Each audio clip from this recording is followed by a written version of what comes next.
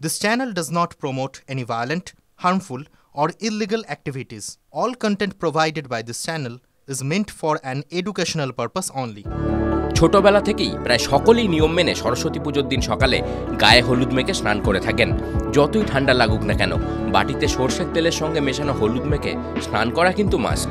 এই নিয়মের পিছনে শুধু ধর্মীয় রীতি নয়, রয়েছে একাধিক কারণও, যার সঙ্গে যোগ রয়েছে সুস্বাস্থ্যের। হলুদ যে রূপচর্চার জন্য দারুণ একটি কার্যকরী উপাদান, তা মোটামুটি সবাই জানেন। অতি প্রাচীনকাল থেকেই রূপটানে হলুদের ব্যবহার হয়ে থাকে। শোনা যায় প্রাচীনকালের মহিলারা ত্বকের যে কোনো সমস্যার জন্যই ব্যবহার করতেন হলুদ। এমনকি হলুদ জলে গুলে সেই জল দিয়েই স্নান করতেন অনেকে। কথিত রয়েছে সুন্দরী ক্লিওপেট্রার রূপের রহস্যই হলো দুধ ও হলুদের মিশ্রণ।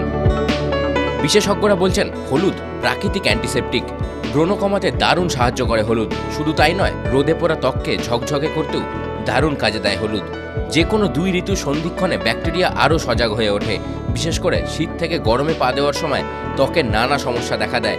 এই সমস্যার সমাধান লুকিয়ে রয়েছে হলুদেই। সেই কারণেই সরস্বতী পুজোর সকালে হলুদ মেখে স্নান করা নিয়ম। তবে শুধু এই কারণেই নয়, সরস্বতী পুজোকে বলা হয় বাঙালির ভ্যালেন্টাইন্স ডে। এদিন নতুন প্রেমের শুরু বা পুরনো প্রেমকে নতুন করে নেওয়ার সুযোগ আসে প্রচুর। তাই এই দিনটিতে নিজেকে সুন্দর করে তুলতেও সাহায্য করে হলুদ।